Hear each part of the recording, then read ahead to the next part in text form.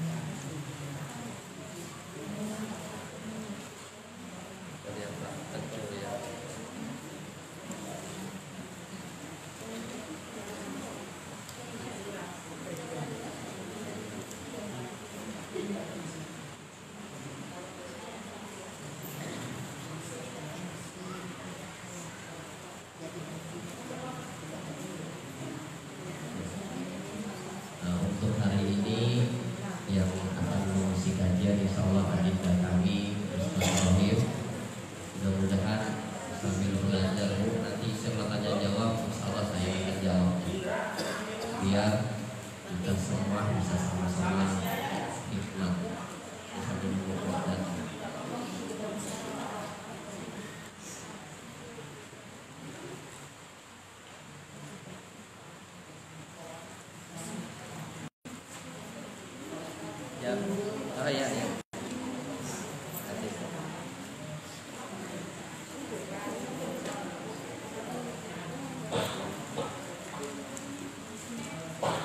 Pada agenda pada pertemuan tersebut.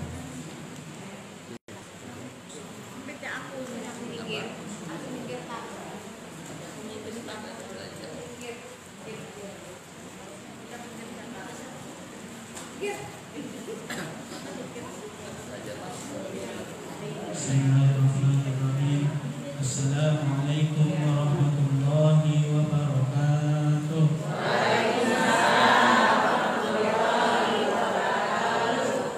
Bismillah, alhamdulillah, summa alhamdulillah, wassalatu wassalamu ala rasulillah Muhammad ibn Abdillah wa ala alihi wa sahbihi wa mawala, la hawla wa la quwwata illa billah. Amma ba'du. Qala Allah ta'ala fil Qur'anil Karim, a'udzu billahi minasy syaithanir rajim. Bismillahirrahmanirrahim. Yarfa'illahu alladhina amanu minkum walladhina utul ilma darajat. Al-ayah ayat tamimil ayah.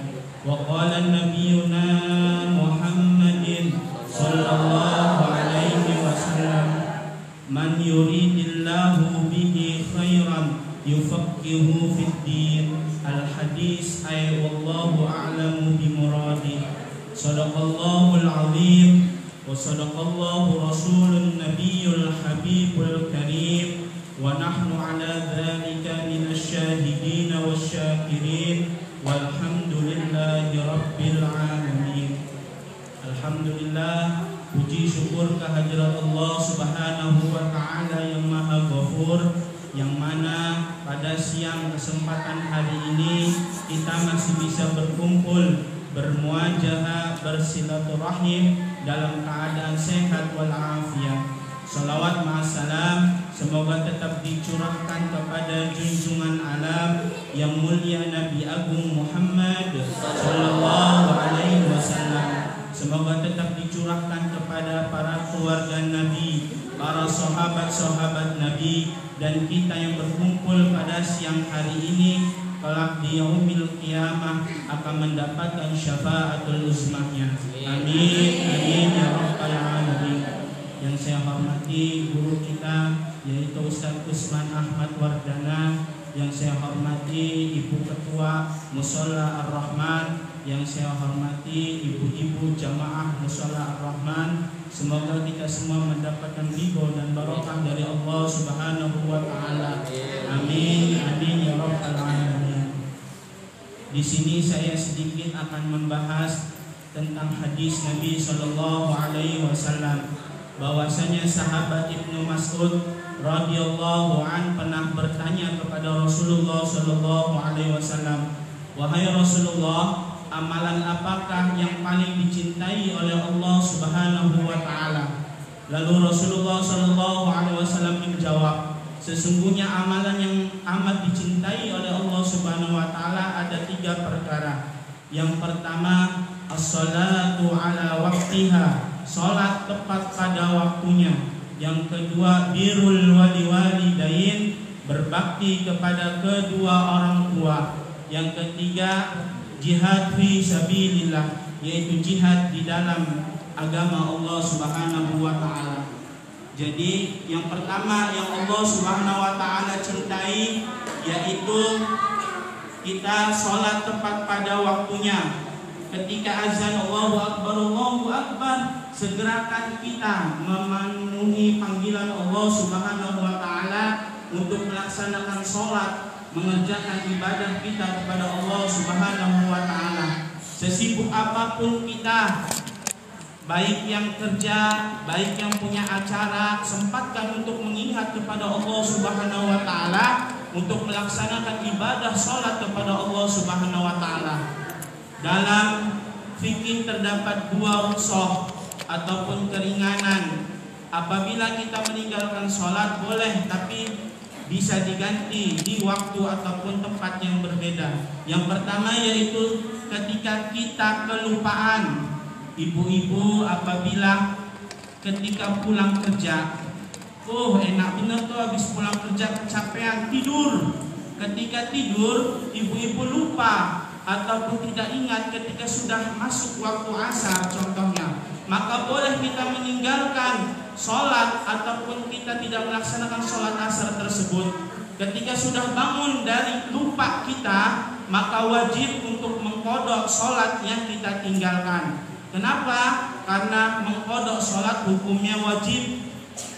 Apabila kita meninggalkan sholat, kita berdosa kepada Allah Subhanahu wa taala. Yang kedua, rukhsah ataupun keringanan dalam Islam ketika kita ketiduran ataupun kita lupa ketika sudah masuk waktu sholat. Contohnya kita sekarang sedang lagi mengaji, sedang lagi kita belajar ilmu agama, tak terasa kedengar azan itu gak kedengaran di kuping kita, maka tahu ingat-ingat kita sudah maghrib, sudah azan maghrib, otomatis sholat asar kita tertinggal, otomatis sholat asar kita nggak kita kerjakan.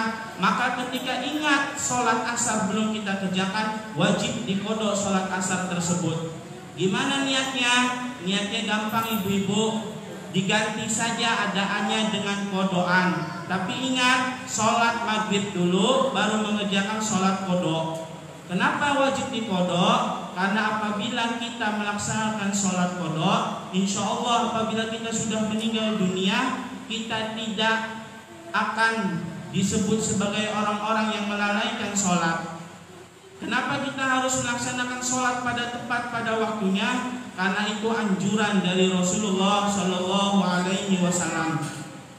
Lalu sholat tepat pada waktunya itu baik untuk ibadah kita, baik untuk amal kita. Karena pertama amalan yang Allah Subhanahu wa taala tanyakan kelak di yaumil qiyamah tentang sholat kita. Jikalau baik sholat kita, maka baik seluruh amal kita. Jikalau rusak sholat kita, walaupun kita pergi haji sudah, walaupun kita pergi umroh setiap tahun sudah, walaupun kita bersedekah banyak, tapi meninggalkan sholat, maka nol di hadapan Allah Subhanahu wa taala. Jadi sangat menentukan sholat itu. Jadi jikalau baik sholatnya, maka seluruh amalannya ikut baik. Jikalau rusak sholatnya, maka seluruh amalan juga ikut rusak. Yang kedua, amalan yang amat Allah Subhanahu wa taala cinta yaitu birrul walidain. Apa itu birrul walidain? Yaitu ketika kita berbakti kepada kedua orang tua kita. Sebagai anak, kita pasti ada dosa, ada salah, ada khilaf kepada kedua orang tua kita. Maka daripada itu minta kita doanya, minta kita ikhlasnya, minta kita ridhonya, agar apa? Hidup kita di dunia ini penuh barokah. Agar apa? Hidup kita di dunia ini penuh manfaat karena kita berbakti kepada kedua orang tua kita. Dalam riwayat dijelaskan bahwasanya di alam barzah ada orang tua yang pengen digebuk oleh malaikat. Lalu ketika itu datang pertolongan dari anak-anaknya yang sedang mendoakan orang tuanya dengan mengucapkan Allahumma gfirli wali walidayya warhamhuma kama rabbayani shaghira. Maka Allah Subhanahu wa taala tidak jadi untuk menyiksa orang tua tersebut. Kenapa? Karena berkahnya dan ridhonya dari anak-anak yang soleh dan soleha. Yang ketiga, jihad fi sabilillah, yaitu amalan yang amat dicintai oleh Allah Subhanahu wa taala. Jihad bisa diartikan ibu-ibu sebagai kita menuntut ilmunya Allah, sebagai kita belajar mencari ilmu yang benar. Kenapa? Karena ibadah, sholat kita, ngaji kita, ibadah kita perlu dengan ilmunya.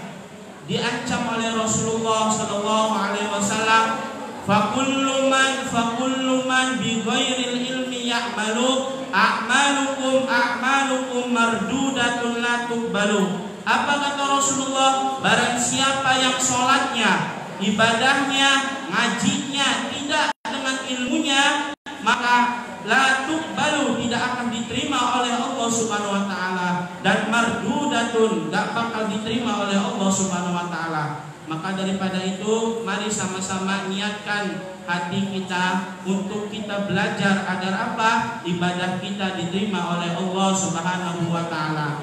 Yang kedua, dalam fikih itu bodoh ada dua. Yang pertama bodoh makdur, yang kedua bodoh goer makdur. Bodoh makdur itu gimana?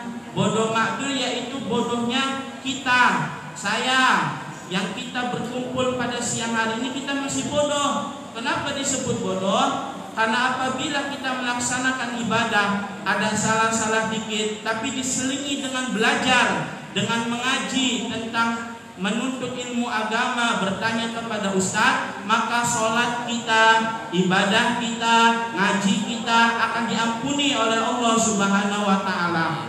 Yang kedua, bodoh goer makdur. Bodoh goer makdur itu apabila ada seseorang sudah dia bodoh, dia sudah tidak mengerti, tapi dia sombong, tidak mau dia menuntut ilmu agama, tidak mau dia mengaji ke majelis taklim, tidak mau dia bertanya kepada guru, maka sholat dia, ibadah dia, ngaji dia akan ditolak oleh Allah Subhanahu wa taala karena kesombongan dia nggak mau menuntut ilmunya Allah Subhanahu wa taala. Jadi dalam hadis Nabi Shallallahu Alaihi Wasallam bersabda, apa kata Rasulullah? Man yuridillahu bihi khairan yufaqihu fid din. Barang siapa, kata Rasulullah, yang di dunianya diberikan kebaikan oleh Allah, yufaqihu fid din, maka akan dipahamkan, dicerdaskan dalam agamanya, yaitu agama Islam. Yang kedua, Allah Subhanahu wa taala berfirman dalam Al-Qur'an, yarfa'illahu alladhina amanu minkum walladzina utul ilma darajat. Apa kata Allah? Barang siapa yang beriman dan berilmu, maka Allah Subhanahu wa taala akan menaikkan beberapa derajat. Jadi beda ibu-ibu, orang yang berilmu dan orang yang bodoh. Orang berilmu pasti bicaranya takut kepada Allah, pasti mempunyai rasa khauf kepada Allah, pasti ibadahnya dengan benar-benar, makanya dia akan dinaikkan derajatnya oleh Allah Subhanahu wa taala. Jadi di sini saya mengajak untuk kita selalu istiqomah belajar ngajinya, istiqomah untuk sholawatannya, istiqomah untuk bertanya kepada guru. Kenapa? Karena satu kali istiqomah itu lebih baik daripada 1000 karomah. Al istiqomatu khairu min alfin karomah. Satu kali istiqomah belajar ngaji, hari ini belajar ngaji, besok belajar ngaji, terus belajar ngaji, maka insya Allah istiqomah tersebut akan membuahkan hasil, yaitu ilmu yang yuntafa'u bih, ilmu yang bermanfaat dunia dan akhirat. Amin ya rabbal alamin. Terus untuk masalah tanya jawab saya belum bisa ibu-ibu, maaf. Jadi saya masih belajar. Talabul ilmi faridatun ala kulli muslimin wa muslimatin. Wajib hukumnya menuntut ilmu bagi laki dan perempuan yang sudah balik. Jadi untuk tanya jawab saya serahkan kembali kepada guru kita, yaitu kepada Ustadz Usman. Waktu dan tempat kita persilahkan. Wassalamualaikum warahmatullahi wabarakatuh. Waalaikumsalam warahmatullahi wabarakatuh. Alhamdulillah, mohon doanya ya Bu untuk adik kita, mudah-mudahan banyak manfaatnya dan menjadi motivasi untuk kita semua. Sengaja saya tampilkan hari ini biar ada keberanian. Ketika kita punya ilmu, kalau nggak ada wadahnya pengajian ini, nanti kita tidak akan pernah tahu kapan kita mau mencoba. Maka daripada itu hari ini sengaja adik saya tampilkan untuk belajar berani karena ilmunya ada, pernah mondok pesantren. Maka daripada itu sama-sama kita belajar. Daripada ibu-ibu semua silakan kalau ada yang mau bertanya seputar Muharram ataupun pertanyaan fikih yang lainnya, bila mana ada pertanyaan yang bisa kami jawab, insya Allah akan kami jawab. Adapun memang belum bisa kami jawab, jadi PR untuk kami. Kita terus akan belajar, sama-sama belajar dalam kebaikan. Pada tafadhol alaihi wasallam. Silakan dulu.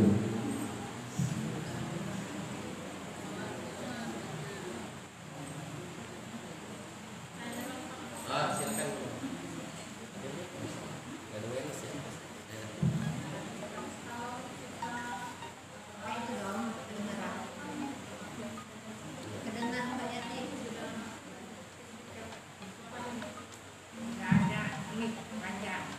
Baik, bisa mudah-mudahan bisa beli panjang ya, biar di sahabat kita ya. Amin ya rabbal alamin. Baik, fikih dalam sholat bunda, ketika kita sudah selesai dalam tahiyat akhir, fil alamina innaka hamidum majid, maka sholat itu belum selesai ketika belum ditutup dengan salam. Misal sudah fil alamina Hamidum Majid, ibu negor orang megang anak ibu sengaja nggak tahu salah, maka batal sholatnya. Maka kata Rasulullah Shallallahu Alaihi Wasallam, ada doa yang sungguh sangat luar biasa, janganlah kalian tinggalkan. Doa ini sungguh sangat keren dan mustajab, karena dilakukan bagi orang-orang yang sedang melaksanakan sholat. Boleh dilakukan di dalam sholat ataupun di luar sholat. Ibu habis selesai kita doa. Apa doanya? Doa terhindar dari azab kubur, doa terhindar dari siksa api neraka, dan doa terhindar dari fitnah dajjal.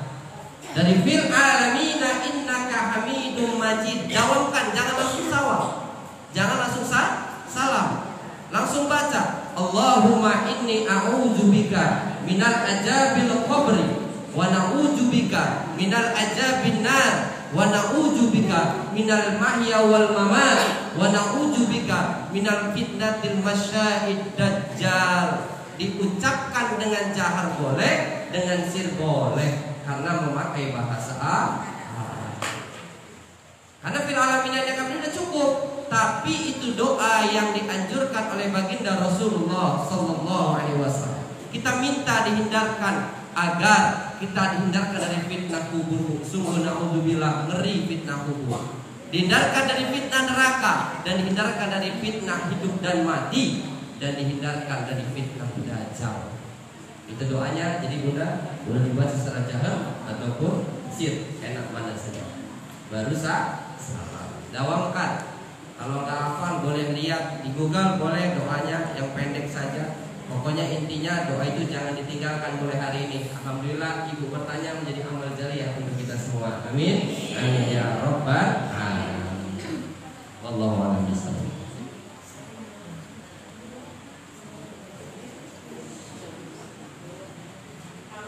Ya, silakan Bu.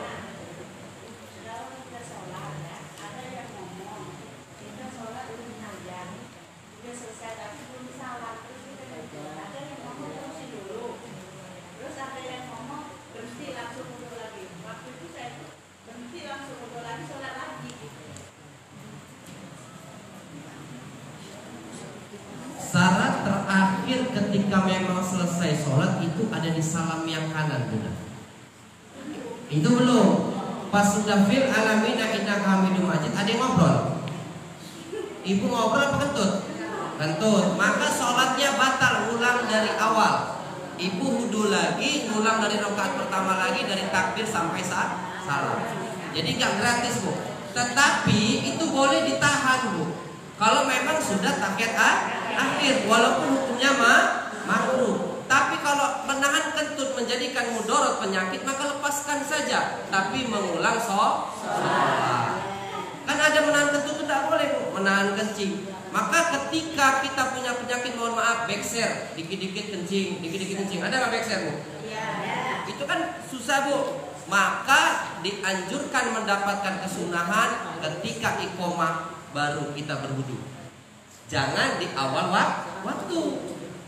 Karena apa? Nanti mendapatkan kemakruhan. Orang sudah iqomah kita wudu lagi, atau ketika kita ruku keluar, maka disarankan untuk memakai pampers. Habis itu ganti yang baru lagi. Karena ketika kena penyakit backshare, dikit-dikit kencing, maka kita harus wudunya diakhirkan biar menjaga kita yang tahu kondisi tubuh kita. Jadi jawabannya Bunda, batalkan sholatnya kalau sudah kelepas. Tapi kalau udah assalamualaikum warahmatullahi wabarakatuh, sah. Ya nggak sengaja, Bu, ya. Misalnya berjamaah, ya maklum aja, namanya kita kelepasan. Tapi yang sering laki-laki, Bu, kalau kelepasan. Kalau ibu-ibu udah nahan ya, sekali nahan bau terkadang. Bes deh. Ketika belum salam kanan, berarti belum sempurna sholatnya. Karena salam kiri termasuk sunnah. Wallahu a'lam bishawab. Jelas ya, Bu? Jelas ya? Silakan ya.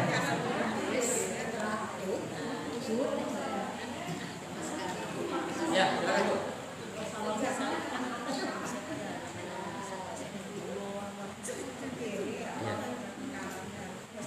Baik. Maka daripada itu, buat kita yang mohon maaf sudah lanjut usia, Bu, atau punya penyakit backshare tadi, maka ibu-ibu harus pakai cara, ada ruksonnya. Ruksonnya kita pakai pampers. Bila mana ketika sholat keluar, maka tidak membatalkan, karena kita ada rukson, karena keluar terus, Bu. Tapi nanti melakukan sholat yang selanjutnya, pampers yang tadi kudu diganti. Kita sudah ikhtiar. Tetap ibu sunnah mendapat kesunahannya, wudunya di akhir waktu. Sudah qomat, ibu langsung wudu. Jangan di awal waktu, karena dapat makruh. Dikarenakan ketika ibu di awal waktu kita kencing lagi kan batal. Maka di akhir waktu ketika iqomah, maka ibu wudu langsung sholat. Dipercepat sholatnya. Tapi ketika sholat keluar dari pampers, sah. Karena itu memang penyakit. Maka ibu-ibu kalau kencing diselesaikan hajatnya. Kalau perempuan kan digebuk, tapi jangan kuat-kuat merah nanti. Kalau laki-laki dehem, sampai 3 kali biar keluar semua. Tapi kalau sudah backshare memang itu penyakit. Kayak anjang-anjangan ya, Bu, ya. Dikit-dikit keluar. Biasanya di usia-usia 60 tahun ke atas. Wallahu a'lam bishawab. Ustaz, kasih saya mau bertanya. Ya, ada, silakan. Ini orangnya. Oma ya, siapa? Oma muda. Ustaz bisa bertanya ini mengenai orang ini sakit, sudah memakai pampers, tapi dia waktu dia sholat, waktu tiba sholat zuhur dia tetap melaksanakan sholat, sedangkan pampersnya itu tidak diganti. Bagaimana itu Pak Ustaz? Baik. Bila mana orang tersebut sudah ada uzur yang sungguh sangat luar biasa, tidak mampu bangun dari tempat tidurnya, dan ahli warisnya tidak ada yang 24 jam standby. Kalau ada ahli warisnya ataupun anak kandungnya, menantunya, maka gantikan pampers itu. Karena ada ahli waris. Suatu ketika sahabat Rasulullah SAW mengurus ibunya yang sedang sakit, tanpa sarung tangan mengambil kotoran orang tuanya. Tidak ada rasa jijik sedikit pun karena itu ibunya. Kalau suruh bandingkan kita dari sekarang sampai usia dewasa, tidak akan terbalas jasa orang tua. Selesai orang tersebut, sahabat tersebut mengurus ibunya, pergi ke masjid. Rasulullah SAW mencium tangan sahabat tersebut yang telah mengambil kotoran orang tuanya tanpa selai benang pun memakai tangan telanjang. Jangan ada jijik kepada orang tua kita. Apa jawab sahabat? Ya Rasulullah, kenapa mencium tangan sahabat itu? Karena ada di tangannya karamah, karena ada di tangannya ridho dari Allah. Dia memuliakan orang tuanya, maka Allah muliakan dia. Kisah Uwais Al-Qarni sudah cukup untuk kita semua. Kenapa dia terkenal di langit, tidak terkenal di bumi? Karena dia memuliakan ibundanya, dan para sahabat suruh minta doa kepada Uwais Al-Qarni. Kurang apa sahabat? Beriman kepada Rasulullah dan Allah. Tapi ketika itu Rasulullah juga temukan Uwais Al-Qarni. Doanya terkenal, doanya mustajab karena dia memuliakan orang tuanya. Jadi kalau kita melihat orang tua kita ingin sholat, selagi dia masih bisa berpikir, masih wajib sholat. Kecuali sudah pikun, pun ibu kasih tahu, mah sudah ajan, sholat dengan isyarat dia gak apa-apa. Kita mampu budukan. Kalau kata dokter, bu, ibunya jangan sampai kena air, tayamumkan. Waktu masuk bersihkan tempat tidurnya. Capek Ustaz, urus orang tua kok capek. Jangan pernah kita merasa lelah mengurus orang tua. Kan orang tua tak pernah lelah mengurus anaknya. 10 anak tak mampu mengurus 2 orang tua, tapi 1-2 orang tua mampu mengurus 10 anak. Itulah realita yang terjadi saat ini. Wallahu a'lam bishawab. Kemudian Allah muliakan orang tua kita semua. Amin. Amin. Jelas semua ya? Jadi maksud saya Ustaz, setiap dia melaksanakan sholat itu harus diganti dong. Ketika memungkinkan untuk digantikan dan ibu mohon maaf ada krunya, ada temennya, karena kan namanya orang yang sedang sakit itu mau diangkat. Tapi kalau sudah tidak memungkinkan, cukup dibersihkan saja di bagian tempat dia tidurnya, atau bekas kencingnya, atau bekas BAB-nya. Kalau memang tidak memungkinkan, dia bisa berjalan ke kamar mandi. Kalau tidak, wallahu a'lam bishawab, niatkan dia ibadah karena dia ada kewajiban tetap sholat. Kita ikhtiar dulu bunda, karena kondisinya yang tahu diri kita masing-masing. Tapi kalau ibu mampu menggantikan di setiap sholat-sholatnya, maka gantikan. Itu pahala yang terus akan mengalir untuk kita sebagai ahli waris. Jelas sudah ya? Silakan yang lain bu.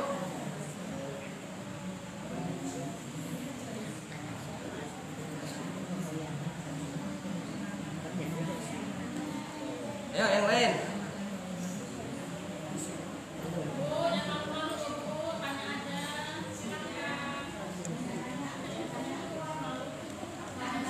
Ya silakan bunda.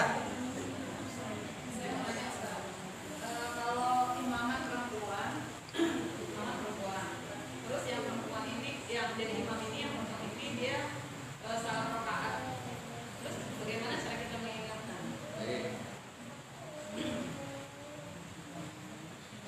Pertama, ketika ada imam yang salah, pas di belakang imam itu ada orang yang harus paham tentang rukun ibadah, terutama rukun sholat. Bagaimana cara mengingatkannya? Dengan zikir. Niatnya bukan mengingatkan imam, tapi zikir. Apa yang dilakukan? Subhanallah. Gak perlu semua bu, cukup yang di belakang imam.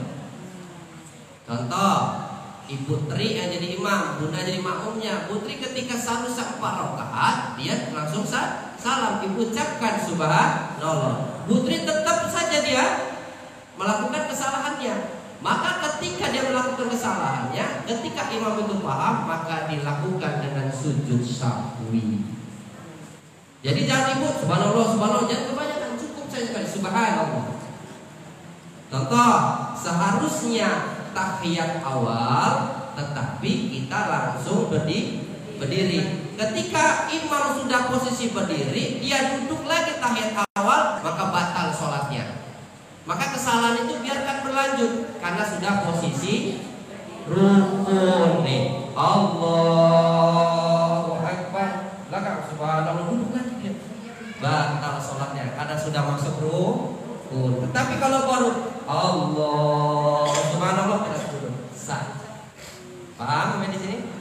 Tugas makmum mengikut imam walaupun imamnya melakukan kesalahan.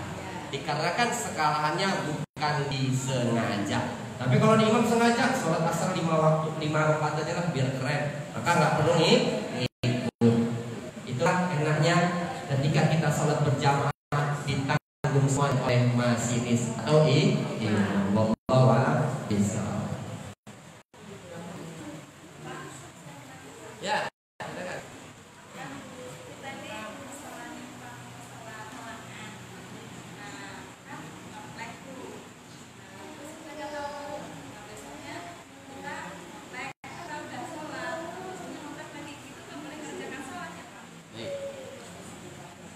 Wanita, ibu-ibu harus tahu masa datang dan masa bersihnya, karena setiap perempuan mempunyai perbedaan. Saya sering nanya juga dari istri saya. Jadi kalau kita ingin meyakinkan lagi, ibu tunggu sampai 15 hari, kira-kira masih keluar nggak? Sedikit-dikitnya 7 hari, aksar-aksarnya 15 hari, lebih 15 hari, terus maka ibu mandi wajib, sholat. Ngeplek lagi, gak usah mandi wajib, wudhu aja sholat. Itu darah istihadah yang terkadang keluar terus, tetapi bukan darah najis. Maka ibu tunggu aja. Kalau saya selesai orang, aku udah sholat lagi. Ibu tunggu sampai 15 hari. Ibu tidak terjatuh dosa. Karena anak saya sarankan konsultasi kepada yang mempunyai kapabilitas untuk menjelaskan masalah haid ibu-ibu semua, baik dokter wanita ataupun bidan. Maka tunggu. Kalau 7 hari, 7 hari masih ngeplek nih bu, tunggu sampai 15 hari bu. Takut ibu udah sholat, besok ngeplek, ibu tidak dosa bu, karena sudah aksar-aksarnya 15 hari. Sampai 15 hari, jalan ke 16, tak perlu ibu keramas atau mandi wajib lagi, karena itu bukan darah najis lagi, tapi darah istihadah atau penyakit yang terkadang tidak normal menstruasinya. Wallahu a'lam. Ya. Tanya ya Pak ya, tentang istinja ya Pak ya. Ini ada doa kalau kita buang air besar, doanya itu ada 11. Pertama, Allahumma thahhir qalbi minan nifaqi wa hasil farji ya Pak ya. Terus yang satu ada. Pertanyaan ibu bagus. Ketika kita mohon maaf istinja, karena syarat sahnya berwudu ada syarat sahnya istinja. Kalau istinjanya sempurna, maka insya Allah wudunya kita pun akan menjadi sempurna. Ketika kita wudunya sempurna, istinjanya tak sempurna, kira-kira masuk nggak bu? Nggak masuk. Bila mana ibu mendapatkan amalan dari guru yang doa tadi sudah dipanjatkan, maka banyak, tapi jangan dijaharkan bu. Jangan dikuatkan karena ada di dalam kamar mandi. Ibu cukup masuk Allahumma inni a'udzubika minal khubuthi wal khaba'is. Cukup. Kayak ibu mau niat mandi wajib, jangan dijaharkan di dalam kamar mandi, cukup diniatkan di dalam hati. Silakan kedua-duanya bagus. Karena tidak ada riwayat yang mengkhususkan salah satu doa. Kita sudah masuk kamar mandi pun sudah niat untuk istinja. Allahumma inni a'udzubika minal khubuthi wal khaba'is. Doanya pun di luar kamar mandi, bukan di dalam toilet ataupun kamar mandi. Silakan ibu pilih yang mana. Dengan bismillah pun sudah cukup. Tapi jangan dikuatkan.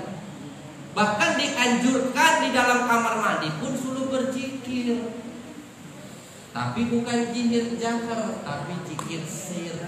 Agar apa, Bu? Kita ingat Allah dimanapun. Karena tempatnya setan laknatullah mengganggu ada di dalam kamar mandi. Kalau kita tidak berserta Allah, maka hati kita akan gopla. Ala bizikrillah tatmainnul qulub. Dengan mengingat Allah, hati akan menjadi tentram. Lihat kalau orang lagi stres, kadang ada di kamar mandi sambil berendam kelamaan, tambah setan masuk. Maka zikir Allah, Allah, tapi jangan dilafadzkan, ada di dalam hati. Hati ini biar tenang. Apalagi kalau ibu sudah dapat amalan dari guru-guru, suruh membaca kalimat la ilaha illallah. Tapi kudu talqin kayak hati. Wallahu a'lam bishawab. Jelas semuanya?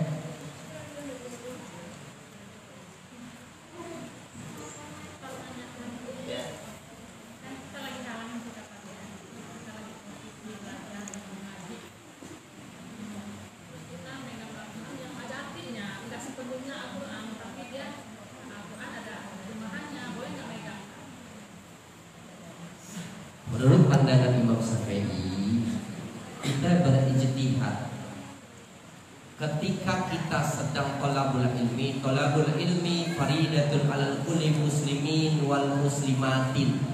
Nuntut ilmu bukan wajib suami saja, Bu. Istri juga wajib menuntut ilmu. Karena pendidikan awal kepada anak-anak kita dari umminya, dari Madarasul Ula. Ummi itu pendidikan dasar kepada anak-anak kita. Khusus nenek-nenek, ada suruh ngurus cucu, ya kan? Karena memang ibu itu paling penting mengurus di rumah. Andaikan ibunya cerdas dan pintar paham agama, maka insya Allah anak keturunan kita pun akan pandai dan cerdas dalam perkara agama. Masuk ke pertanyaan, ibu sedang belajar sungguh asik dengan bab Al-Qur'annya, masuk dalam kaidah tajwid ikhfa. Tiba-tiba ada tamu tadi undang atas izin Allah datang, berhenti ibu ngaji, maka akan tertinggal dengan kajian tajwid tadi. Mungkin nggak ustazahnya mengulang kembali, menunggu ibu, sedangkan yang lain banyak yang ngaji. Pahami dulu ya. Maka ibu niatkan untuk belajar ilmu, bukan untuk membaca. Untuk menjaga keijtihatan tadi, ibu jangan pakai Al-Quran, karena tak boleh memegang mushafnya. Maka ibu pakai HP saja, atau melihat temannya di sebelah. Kalau ibu-ibu sedang haid, jadi pertanyaan kan, kalau pengajian di masjid gimana Ustaz? Imam Syafi'i menjelaskan kembali, menjaga kehati-hatian tadi, maka ibu lebih baik di halaman teh. Takut-takut nih. Kita bukan haram, Bu. Karena itu tamu dari Allah, itu rezeki dari Allah. Tetapi karena kita sedang belajar, hukumnya wajib. Ketika kita tinggalkan, ketinggalan. Tapi kita dapat pahala dengan niat tersebut. Jadi kita untuk menjaganya tadi tak boleh memegang mushaf. Tapi menurut pandangan Imam Hanafi boleh. Tapi tidak untuk qiraatil, tidak untuk membaca. Udah dipulang, rumah ibu baca lagi Qurannya dengan niat tadarusan, maka tak boleh. Contoh, ya ada hari yang tidak aku ketemu sabu, kecuali Yasin. Yasin itu bukan Al-Quran, tetapi karena ada tulisan Arabnya, tetap harus dimuliakan, jangan sembarangan dalam dibawa, Bu. Kalau ada selamatkan. Ada Yasin yang dilempar sana, lempar sini. Itu bukan Al-Quran, tetapi ada ayat-ayat Al-Qurannya, ada doa-doa yang lain. Yang dikatakan Quran ini benar-benar Quran cetakan baik Kementerian Agama ataupun Quran keluaran percetakan dari Madinah, dari Arab dan macam-macamnya, Bu. Ada Quran yang murni semuanya Al-Quran, nggak ada artinya, ada yang plus artinya. Itu juga mushaf. Wallahu a'lam bishawab. Jadi untuk menjaga kehati-hatian tadi, saya sarankan jangan mengganggu. Bukan berarti kita haramun, nggak boleh karena diciptakan. Menjaga kehati-hatian karena kita sedang pakai HP zaman sekarang kan ya. Tapi di rumah jangan dibaca lagi. Iya. Kasih tahu. Enggak. Adek kamu kasih tahu. Silakan. Ada lagi? Ya, silakan Mak. Saya mau tanya masalah sholat sunnah, maksudnya bagaimana sholat fajar, sholat tahajud. Yang saya tanyakan, kita membaca suratnya itu kalau memang hafal gimana? Apakah harus misalnya sholat duha harus ada ininya terus gitu? Ada yang gimana? Baik, terima kasih Bu pertanyaannya. Dalam kaidah sholat yang rukun ini Al-Fatihah Bu, maka kita baguskan Al-Fatihahnya dulu. Ketika ibu terkendala hafalan surat, maka ibu boleh membeli stand-in, apa namanya Mak? Stand-in ya. Ibu taruh Al-Quran depannya. Kalau memang itu untuk murojaah ibu, misal sholat duha, ibu pakai surat wasamsi wa duhaha, nggak hafal, ya bukalah Allah sambil baca nggak apa-apa, karena sholat sunnah. Ya, untuk murojaah, karena hafalan kita tanpa murojaah itu susah Bu. Kalau lihat anak-anak, kenapa dia mudah hafal? Karena diulang-ulang tuh sama guru ngajinya. Sampai rumah kalau orang tuanya nggak ulang lagi, biasanya anak nggak hafal. Kalau dikasih HP nggak sering murojaah. Maka murojaah tidak ada ayat surat khusus. Ketika kita nggak hafal, cukup Al-Fatihah waladhdallin amin asuruku. Kalau kita nggak hafal surat. Tetapi karena itu sunnah ibu harus belajar. Kalau duha di surat pertama kita baca qul ya ayyuhal kafirun, rakaat kedua kita baca qul huwallahu ahad. Jangan kebalik, rakaat pertama qul hu, rakaat kedua qul ya ayyuhal kafirun. Tidak boleh. Bukan tidak boleh, kurang afdol. Tapi intinya itu perkara sunnah, monggo mau dipakai. Tapi mau dipakai sayang Bu. Masa iya kita qul ya ayyuhal kafirun enggak hafal? Nah, kadang-kadang kan, maka kalau memang ibu hafal dan pastinya 2 surat itu terus saja Bu. Mau sholat sunnah apapun, kuliah apa-apa. Yang penting itu dipasihin dulu. Nah, kalau untuk murojaahnya nggak apa-apa ibu sambil belajar, Allahu Akbar baca. Tapi takut kadang makan kadang-kadang kalau pakai kacamata ya Bu. Maka dekatkan nggak apa-apa. Al-Quran dekatkan, nggak boleh itu kita pegang gini, karena takut banyak gerakan. Taruh saja Al-Quran di depan. Yang agak tinggi, ibu kan kelihatan. Al-Qurannya yang gede, saya sarankan. Jangan lihat tulisannya kecil-kecil. Nah, ini udah seperti ini. Wallahu a'lam bishawab. Silakan ibu ya, mau pakai surat apapun yang hafal ibu saja. Tapi kalau ibu ada target, saya Ramadan nanti harus ada tambah hafalan. Namun murojaah dari sekarang, diulang-ulang dari sekarang. Cara ulangnya ketika sholat-sholat sunnah Bu. Kalau sengaja kita hafalin sulit, karena kita sudah mikirin yang lain. Lagi ngapal, mikirin berat, lagi ngapal, mikirin anak, jadi kebagi. Tetapi belajar ilmu tidak pandang usia sampai mati. Untuk berilmu minal mahdi ilallah di sampai terbujur kaku. Wallahu a'lam bishawab. Ya. Siapa? Oh ya, Bu.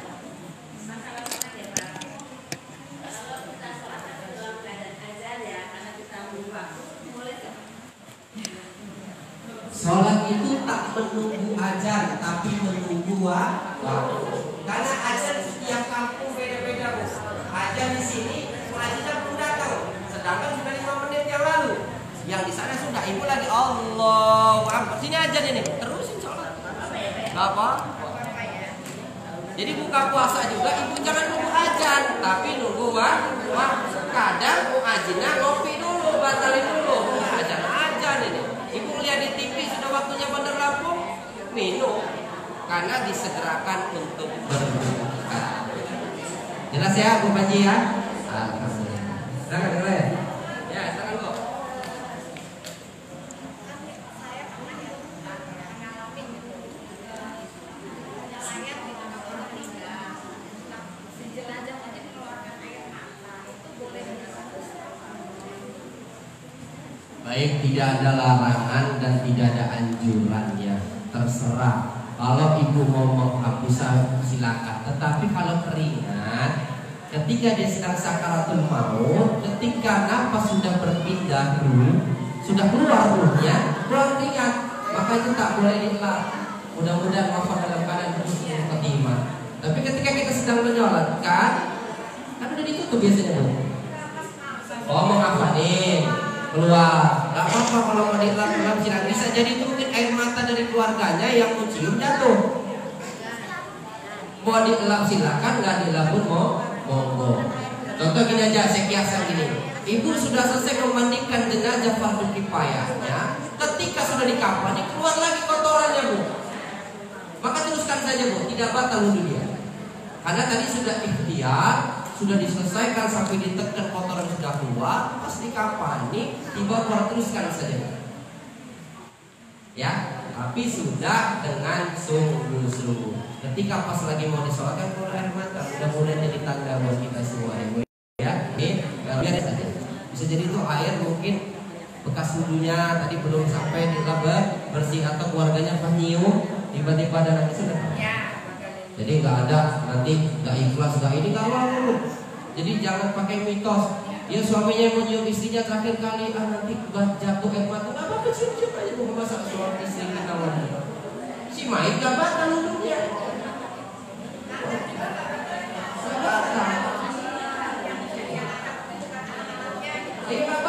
Si Maid nggak ditakdir batal, yang hidup yang batal. Iya, yang Maid nggak batal. Ya, orang itu ya. Si Maid tidak ditakdir batal lagi karena dia udah nggak boleh sholat, nggak boleh ngapain lagi, free.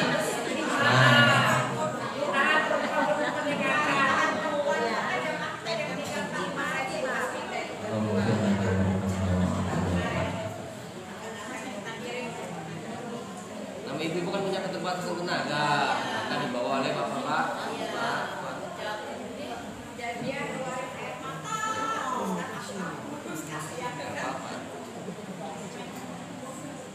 Silakan yang lain. Cukup. Hah? Ayo.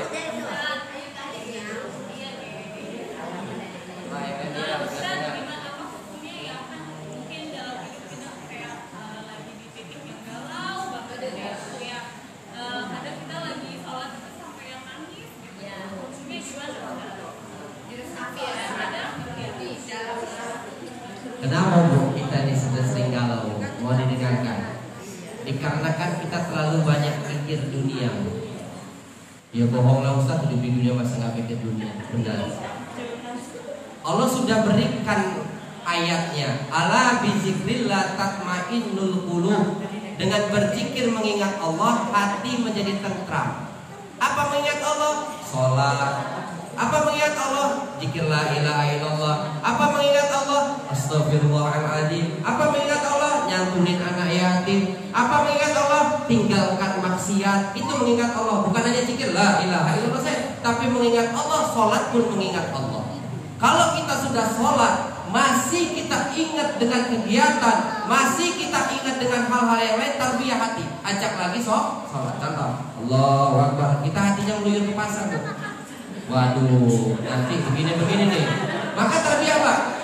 Tarbiyah hatinya kembali lagi ke sholat. Tapi dengan bahasa kita, ayo sholat lagi. Bukan, maksud hati kita diajak lagi buat sholat. Nah ketika kita sholat, ingat orang tua kita yang sudah meninggal. Saya kadang sering, apalagi kalau dengar ceramah, dengar khutbah dan doanya keren, pas lagi sholat, ingat orang tua. Nangis air mata, biarkan bu.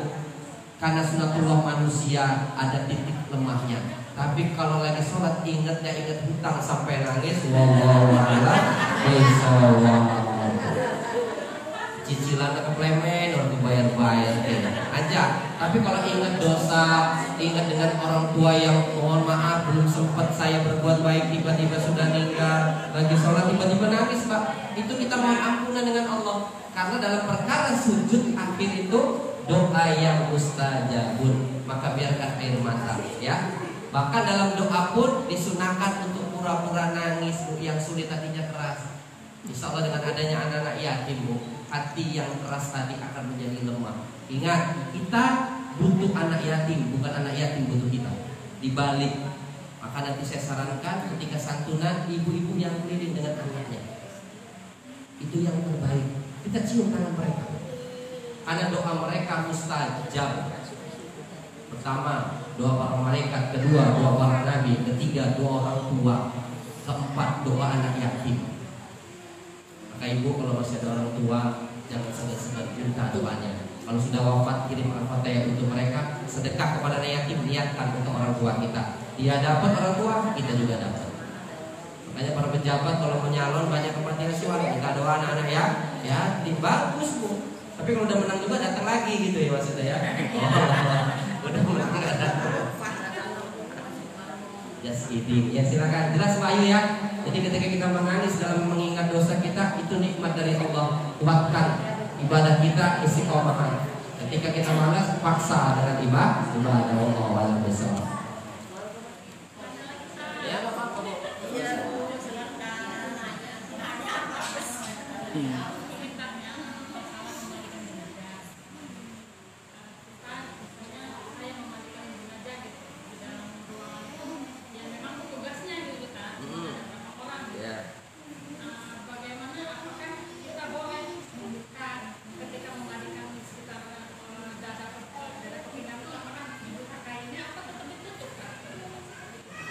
Untuk memuliakan jenazah maka ditutup pakai kain.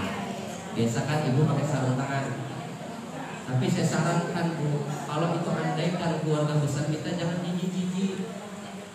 Misalnya ibu kita yang meninggal dunia, ibu gak perlu jijik dengan kotorannya. Tapi untuk memuliakan jenazah tersebut ada orang lain yang bukan ahli keluarga kita, maka ditutup pakai kain, dirogoh saja. Paham? Tapi pelan-pelan, walaupun dia sudah wafat, dia melihat kita Bu, cuma nggak bisa ngomong. Senang kalau yang memandikan anak-anak. Tapi kalau anak nggak sholat memandikannya jangan. Sama aja menyiramkan air panas mendidih kepada mereka. Maka daripada itu kita butuh didikan anak pada saat ini agar kelak yang memandikan, mengkafani, syukur ada anak laki nanti yang menyolatkannya. Ketika anak-anak dewasa banyak anaknya yang memakamkannya, tersenyum bahagia. Tapi kalau enggak mereka menjerit tapi tak terdengar oleh kita karena kita sudah beda dimensi. Maka saya sering sampaikan, kutul asbah itu sedikit saja, makanan kita ini cukup saja Bu. Tapi kutul arwah, makanan rohani kita butuh banyak persiapannya khusus buat anak.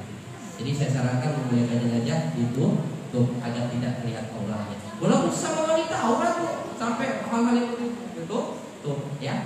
Wallahu a'lam bishawab. Ibu yang meninggal. Siapa dulu nih? Ibu dulu ya. Kalau ibu yang meninggal, anak laki-laki boleh mandi. Boleh. Tetapi ketika masih ada suaminya ataupun ada petugasnya sudah cukup, nggak apa-apa biar petugas yang perempuan aja dulu. Tapi kalau ibu mau mahabbah atau anaknya, luar besar kalau tentang kematian dengan subhanallah ibu ya, nggak kuat kadang. Maka dari itu penting belajar agama itu. Saya sarankan kalau ada laki-lakinya nanti pas nyobatinnya aja untuk jadi imam. Takut mengganggu yang bukan mahram lagi mandiin jenazah tadi Bu. Tapi kalau mau anak laki-lakinya semua ya nggak apa-apa. Kalau udah dari anak laki ada 3 cukup anak lakinya semua. Misalnya anak laki 2. Ya, buat satu awal. Takut kan ada petugas yang lain atau nih dalam rukun kematian musola Roman ada petugas wanita yang disuruh mandikan jenazah campur dengan anak ibu kan bukan mahram. Takut mengganggu. Nah, bagaimana kondisinya saja intinya boleh anak laki-laki akan kandungnya. Wallahu a'lam. Boleh anak laki-laki memandikan jenazah ibunya boleh. Boleh. Boleh. Kok sama ya Bu frekuensinya Bu ya?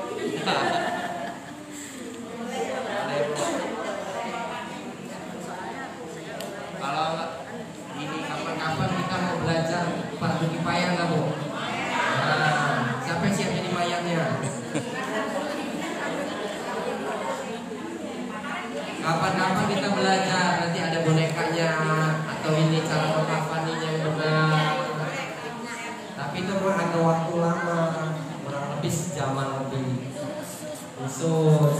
Jadi ibu-ibu semua wajib tahu cara mengurus jenazah. Fardu kifayah ada 4 jenazah. Pertama memandikan, kedua mengkafani, ketiga menyolatkan, keempat menguburkan. Kalau menguburkan ibu-ibu nggak perlu datang ke kuburan Bu, cukup yang laki-laki. Tidak ada kesunahan ibu-ibu datang ke kuburan walaupun suami ibu.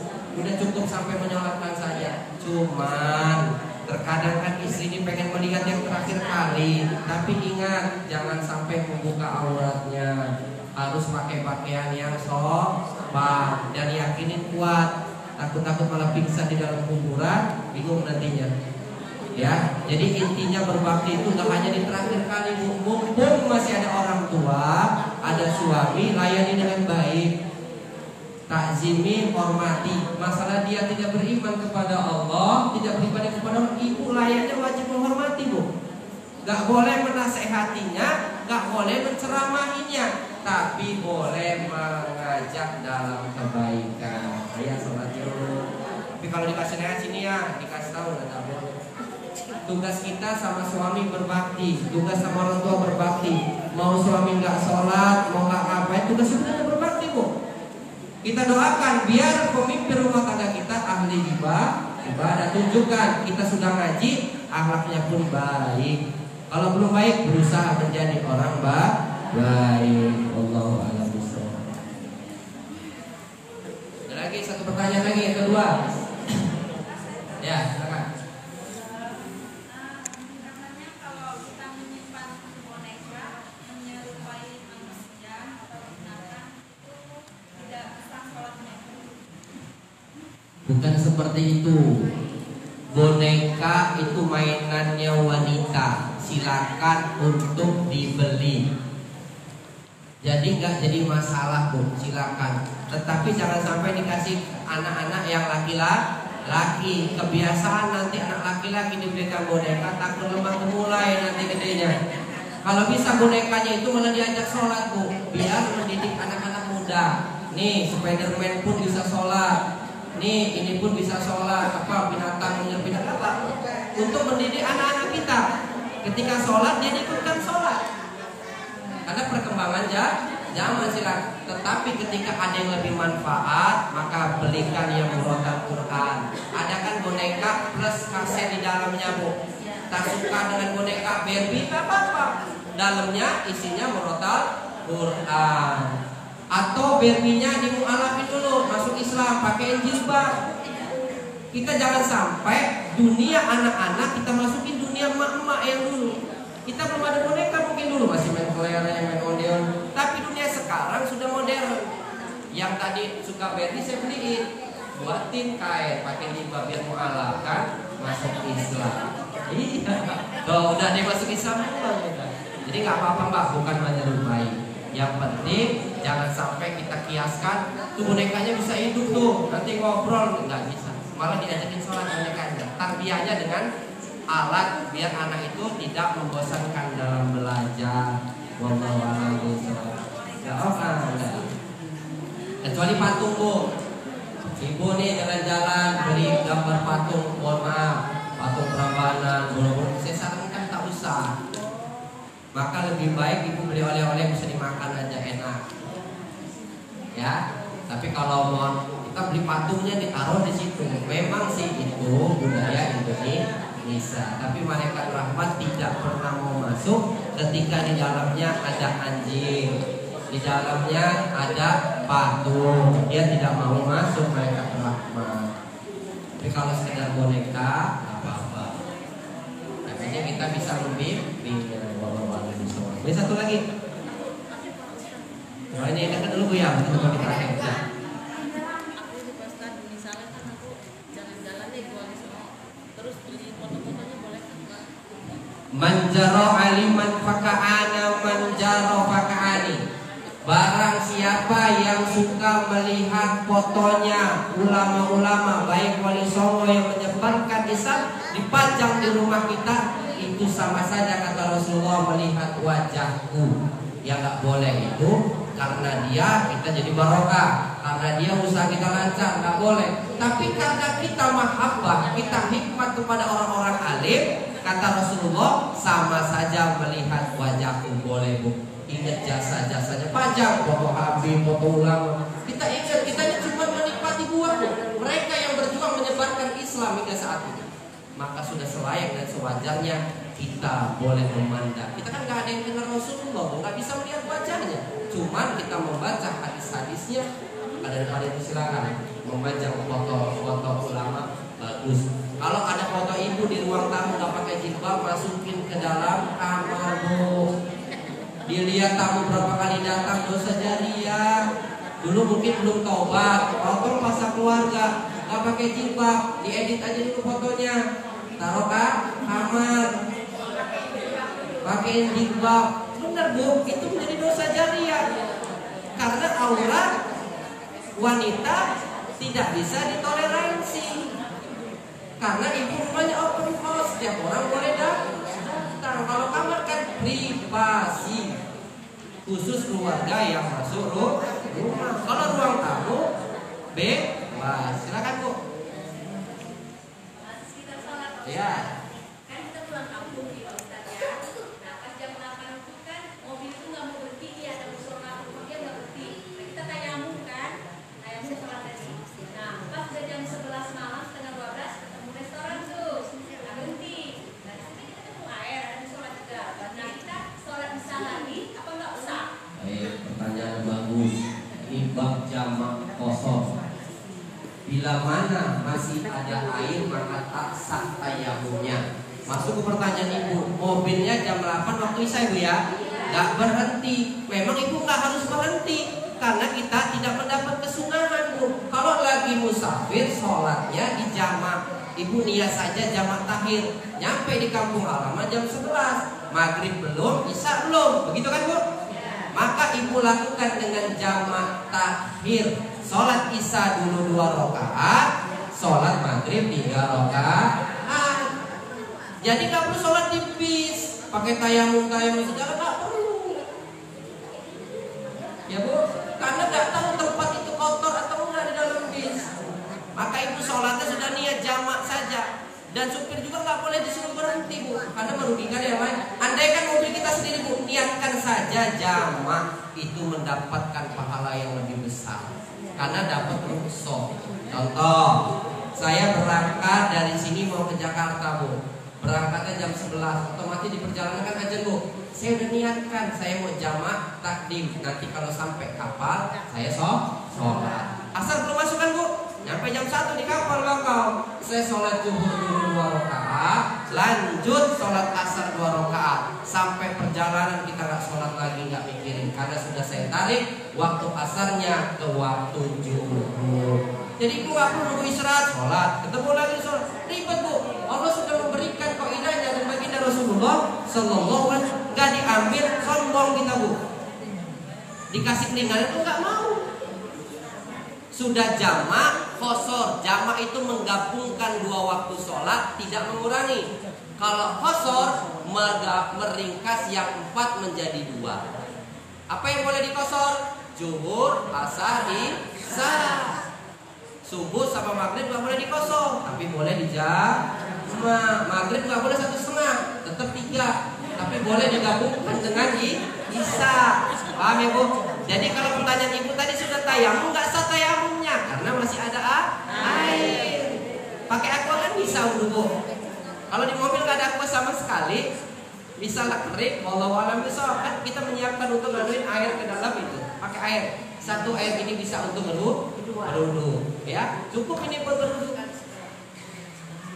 Jadi kalau memang tadi pertanyaan karena sudah terlanjur, apakah harus sholat lagi? Bagus pertanyaan. Maka diulang sholatnya karena tayamumnya tidak sah, ketemu air. Gitu bu ya. Tapi lain kali ibu-ibu sudah tahu semua, kita sampah nih mau ziarah. Jangan mikirin sholat, kita jamak terus, ya. Kita dapat pahalanya. Ustaz, kita kan masih ketemu, Ustaz ini bingung. Saya juga dulu gitu bu, belum ngaji. Tiap masjid sholat, tiap masjid mengundur waktu. Harus sudah sampai kita dapat kesunahan karena mengambil bab jamak qasar. Wallahu a'lam bishawab. Allah lah yang lebih tahu dari segalanya. Jelas ya bunda ya? Cukup? Belum asar ya? Baik, dikatakan kita ada santunan buat anak-anak. Nanti mohon ibu-ibu niatkan hajatnya hari ini. Mudah-mudahan wasilah doa dari anak-anak yatim. Kata Rasulullah, anna wa qafilun fil yatim jannati hakaja. Aku akan berdampingan dengan orang-orang yang mencintai, menyantuni anak-anak yatim. Nanti diusap bu, ibu keliling usap anak yatim sambil mohon doanya sama Allah. karena anaknya belum balik. Ini anak yatim Bu, walaupun orang tuanya nikah lagi. Satu tetap yatim Bu ya, jangan salah. Timanya nikah lagi, udahlah yatim ada bapak baru, tetap yatim. Jadi kalau ibu janda mau nikah lagi silakan Bu, nggak apa-apa Bu. Jadi jangan ragu-ragu, tetap dia anak ya, kecuali cerainya nggak cerai mati. Pak, bukan dianggap anak yatim, bapaknya masih hidup kok dibilang mati kan nggak boleh.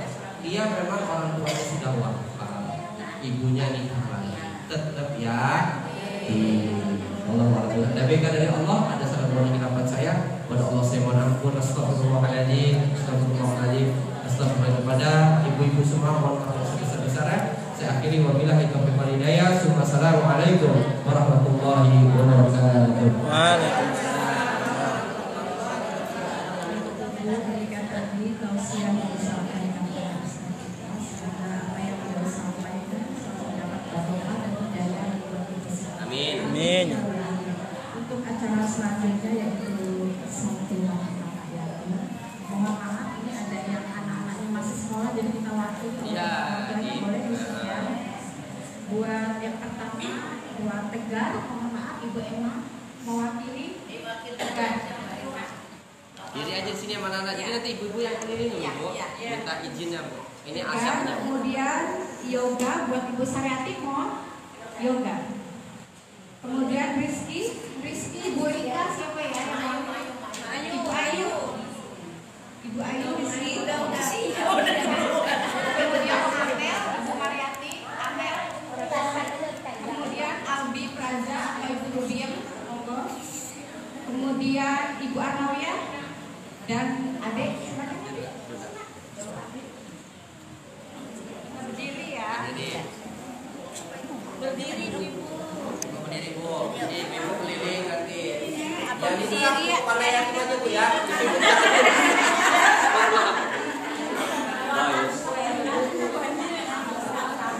Selamat Tim.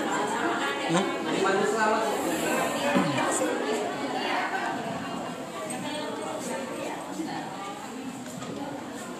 Ya, selamat ya.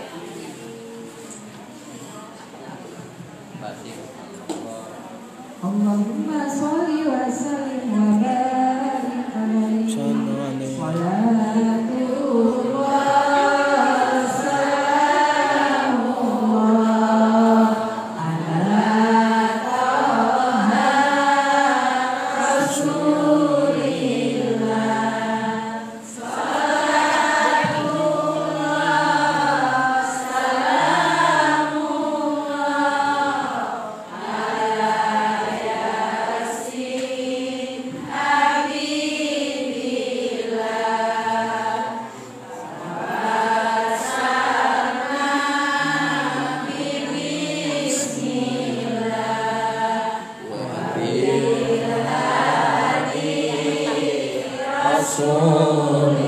Rasulillah wa kulli mujahidillah bi ahli ya Allah inna isa liminhum. Boleh yang lain salaman Bu.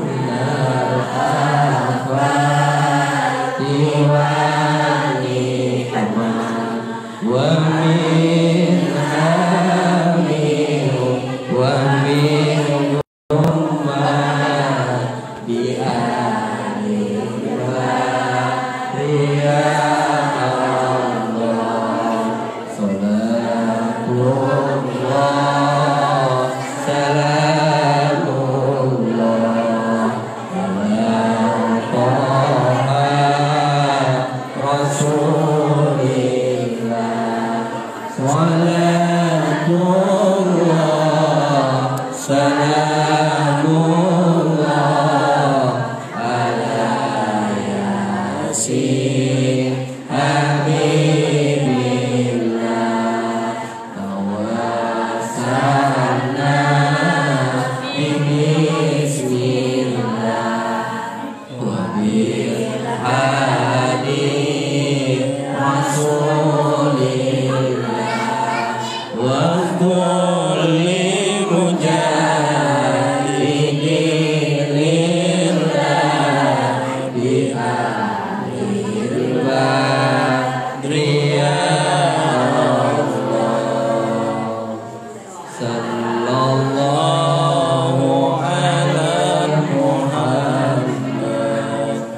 sallallahu alaihi wasallam.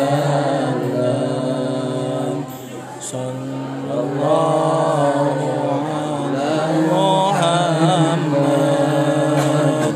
Sallallahu alaihi wasallam. Ya Nabi salam alaika. Ya Rasul salam alaika. Ya Habib salam alaika. Sallallahu